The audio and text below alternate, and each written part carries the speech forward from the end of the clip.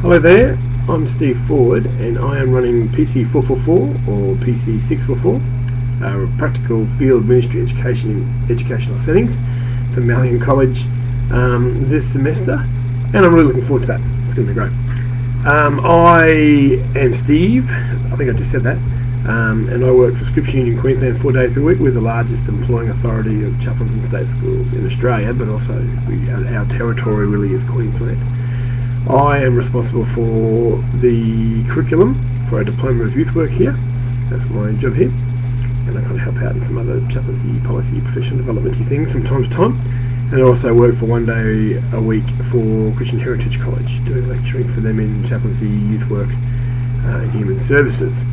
I've had over 25 years of youth work experience. I've worked as a social worker with young people, high school chaplain, and as a church-based youth worker, and also, as I said, I'm kind of training, policy, professional development stuff as well.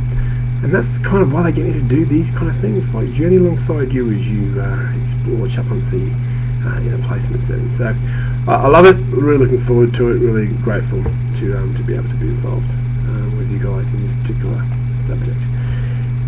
What is it about? Okay, this subject is really about a reflective placement experience. Yes, so the placement is very important. It's important that you have a placement in a chaplaincy context, in an educational setting, that will give you, over this semester, 120 hours or 18 days worth of work experience, in a sense, or placement experience. You need to be able to meet the requirements of the task. You need to be able to expose to or participate at some level in the task that a chaplain undertakes in the day-to-day work. It's really important that you go through the right processes to set up your placement. I know at SU Queensland there's a bit of a process to get the placement approved. You need to fill in some forms, you need to provide evidence of your blue card, the supervisor needs to be approved, someone needs to tick it off from here. So if you're planning on doing a placement through an SU Queensland chaplain, then you need to be aware that that process needs to be gone through, and possibly other organisations have the same kind of processes, so you need to be aware of that. But placement's very, very important. Your supervisor being keen and aware of what is going to be required, and which is really providing you that work, supervising you, writing a report kind of at the end, and how you go, and that kind of thing. So make sure your placement supervisor is kind of all sorted out. The other person is really me. I'm what's called your online supervisor, so I'll be engaging with you online, and I'll write a report about you, whatever I know of you from online, by the end of the semester as well.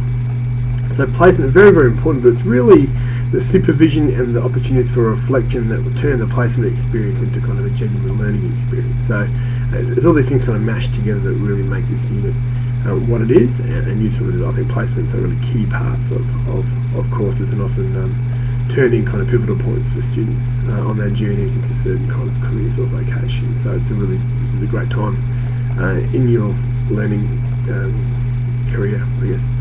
So what do you need to do? Really, the engine room of this unit is weekly online forums. So once you're doing your placement experience, you're kind of doing that every week. But then every week there's an opportunity to come online and go to the online journal section of this course and journal about what's happened in the previous week, but also consider some things that might have to happen in the current week or the week coming. So every week there'll be a little bit of stimulus material, some questions for you to consider, looking backwards and looking forwards.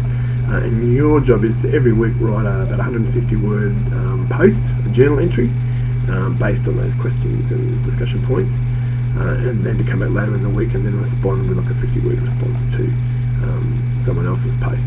And I'll be kind of in the mix there as well, kind of engaging with you guys around some of the things that you're thinking and wondering and doing, that kind of thing. So that's really the main thrust of this unit, is that placement plus the reflection every week on that experience. And then you have to do a final kind of placement journal entry as well as that. That's the main kind of requirement assessment. The other requirement is you have to do a reading report, a reflective reading report, where you read 2 books on the recommended reading list in the unit guide and write a 1,000 or 1,500 word report, depending on whether you do 444 or 644.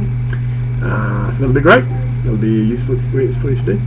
And then the final requirement isn't something that you do as such, but something you need to make sure that happens, and that is that your placement supervisor fills in a report. And also, as I said, I'll write a report on you as well. And so all those things will kind of come together to be your assessment, and you'll either kind of get the thumbs up or the thumbs down for all that.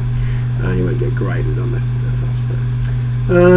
Yeah, so that's kind of what we're all about. That's who I am, and that's what we're doing here.